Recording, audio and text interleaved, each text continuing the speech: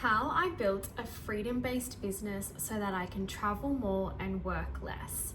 Now, let me tell you, building an online business is not easy. It is not for the faint-hearted, but like anything new that you do in your life, when you start a new job, you kind of suck when you first start. It's scary, it's daunting, you have all the nerves in the world. Then as you start to learn, you suck a little bit less, you get a little bit better, and over time you compound consistency, and that's when it really starts to become a lot easier. I am massive for being very transparent about how online business works, or just business in general. I think that there are a lot of CEO, business owners, online entrepreneurs out there who paint this very easy lifestyle of running a business. And yes, it can be very easy, but it takes time to actually build up to get to that level. You know, you can't just sit here, start a business, kick your feet up and not do any work. You literally need to do the work in the beginning in order to get the result of living and building a freedom-based business. So many times I have conversations with women and I'm talking to them, trying to understand their vision and their goals with building a business, and everyone wants to get to the end destination, which is amazing. I'm still not at my end destination. To be honest, I'm not even halfway through. But what they fail to see is that you need to be willing to do the work. You have to literally show up every single day, when you're having a bad day, when you're sick, when you're emotional, when you literally can't be fucked, when self-doubt is taking over your whole mindset. You need to turn up, because in order to build the business and the life and, you know, follow the dreams that you actually want, you have to do the hard thing, and you have to do what 99% of people won't do in order to get the result that the 1% of people get. Let me tell you, like, marketing is a very, very powerful tool, and people will market that they're like traveling to Bali, that they're traveling to Europe, that they're getting paid through Stripe, and they have email notifications coming through. And it is all well and good, but it is powerful marketing. What they fail to tell you is that you need to show up consistently, not for 3 months, not for 6 months, but for 12 months minimum, in order to build the business that you actually want. And anyone that tells you that there's like a shortcut, it's actually a long cut. It's not going to get you the result that you're after, that gets you the income that replaces your 9 to 5. Because when we start to build something in the online space, or something that's our own, we need consistency, right? We need to know that it's going to be there in order to provide for the lifestyle that we want to live. Do you have to change some of your habits and some of your ways when you first start? Probably. I'm not going to lie to you. Fucking probably, okay? Will you have to cut down on all those maybe fancy expenses and put that money and that time back into yourself? 150%. Because in order for people to respect you and to see you as an authority and to trust what you do as a mentor, you need to be consistently working on yourself. That is how you're going to start to pull leverage and levers in order to building an online business that has impact. That means that you can travel more and work less, right?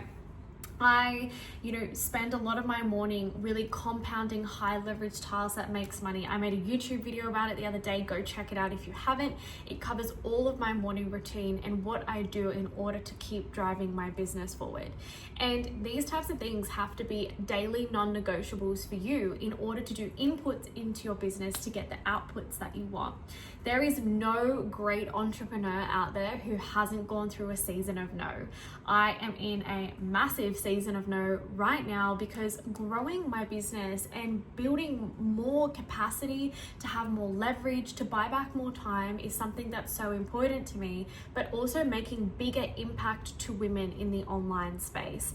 And in order to get there, I have to be selfish. I have to put my blinders on. I have to say no to things that aren't actually going to push me forward. I have my own personal goals that I want to achieve as well outside of my business. That being, I'm getting married next year. I also want to travel to Europe for 6 months next year. But in order for me to get to those end destinations that I'm trying to go, my business is my sole focus, and I'm happy to be in a no season where all I do is focus on the women inside of CEO Foundations, the women that I speak to online, and self-development and self-improvement for my business. Because what is the most important thing is that you are constantly compounding your habits, your consistency, in order to get the business and the dream lifestyle that you're after. So many times I even speak to the women inside of CEO Foundations and they're focusing on the wrong things. Do not get me wrong, having a strong personal brand, having really incredible, beautiful aesthetic content is amazing, but it is not going to get you the result that you need to build a business. What's going to get you the result is doing the 1% of shit that no one likes doing in order to build trust, connection, authority, and testimonials in the online space. When you think about yourself and what it takes for you to buy off someone, whether it's in a clothing store, a makeup brand, an online store, an online mentor, you want to see that they can actually deliver on the result that they get, right? On the result that they're promising. You don't want to see like just that, someone's traveling to Europe 24/7, that they're sipping on cocktails. Yeah, it's beautiful and it's powerful marketing, but you need to see that they actually get the transformation, the results that you're chasing. And that's exactly what your prospects want to see from you. And when I talk about prospects, I don't just talk about anyone on the internet or anyone. If you're doing, a brick and mortar business, you need to actually know who your ideal client is.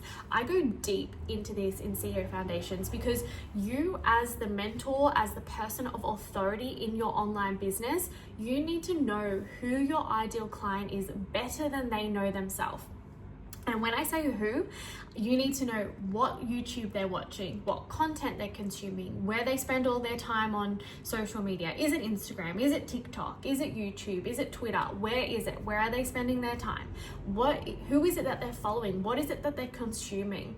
What thoughts keep them up at night? What makes them happy? What are their deepest desires? If you don't know these things as an authority when you're building your online business and your online brand, you're actually never going to follow the dream that you have of creating content that speaks directly to your ideal client, that captures leads, right? I know so many entrepreneurs that say, yes, if you buy my program and if you let me mentor you, I will help you do attraction marketing. It is not as simple as that. You cannot just post a reel and have dream clients being like, yes, Teagues, take my money, have it all, I want to work with you. It does not work like that. And anyone that tells you that it does is probably lying. I'm just going to call it how it is. I don't really care. That's just my fact, okay? You cannot just start posting aimlessly content hoping that it's going to bring leads to your front door, paying you money for what you do. You need to go deep in the foundations of what it is that you're trying to deliver in the online space.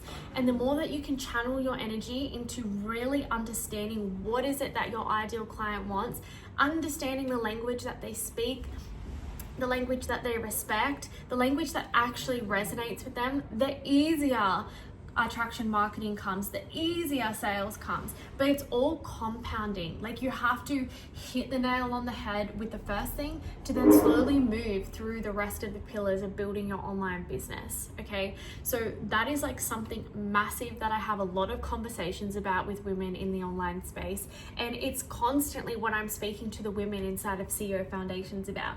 Stop getting shiny object syndrome. Focus on what actually needs to be done to build a reputable business and brand, and start to generate leads consistently. Start to pick up momentum with clients. Start to build confidence in sales. Then everything starts to compound over time. Social media is a forever changing platform. It's a forever growing platform, and it's something that it just takes consistency and time to build confidence in what you're doing. It's not something that can happen overnight, and it is a long journey. And the more that you accept that, the better that it is. And something else that I actually tell the women inside of CEO Foundations and the women that I speak to online, when you start to treat your business like a career rather than a hobby, it will start paying you like a career. If you're just like dabbing your feet in and like, oh yeah, like it's kind of going, it's kind of not, it's kind of on the back burner now, like it's going to pay you in that way. If you're looking for your online business and brand to pay you a full-time income so that way you can live a freedom-based lifestyle eventually, you need to treat it like it is a goddamn career, and then it will pay you like one. You can't be half in and half out. Yes, you can build it alongside your full-time job. That is exactly how Nathan and I started, but you still need to devote your time and attention to it like it is your career. You can't just be like, oh, I'll just post today and then once a week is okay and I'll just speak to people here and there. No, you need to treat it like it is something that is eventually going to pay you a full-time wage. The more that we can wrap our head around this concept, the more that we're going to start to build momentum in the online space.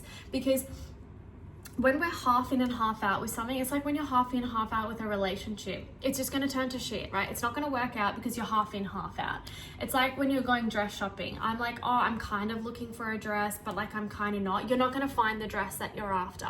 When we start to compare online business to actually real life events, it becomes, number one, less scary, but number two, more realistic to where you're trying to go. I was actually talking to an incredible woman the other day on WhatsApp, and she was telling me that she is so nervous about stepping into the online space, but she feels the pull to really go all in. And what scares her the most is that there's no safety blanket. And of course there's no safety blanket, but it's like when you get a new part-time or full-time job out in the 9-to-5 world, right? There is no safety blanket for you. You're going to suck at the start, eventually you're going to start to get better, and then it's just going to become like autopilot to you. It's like when I first started nursing, right? I did nursing degrees, I did diploma degrees, I did all the things, right? And I was still shit scared the first day. I walked down onto the nursing floor and I was like, holy shit, I don't know what I'm doing. And there was no safety net for me because I had all the qualifications that meant that I could actually do the job that I was qualified to do. But it took time. Like, I was so terrible when I first started nursing. I was scared, I was slow, I had no idea what I was doing. But after I consistently showed up to my 9-to-5 because I had to, because someone else was telling me that I had to be there, someone else was in charge of my pay, I started to get better.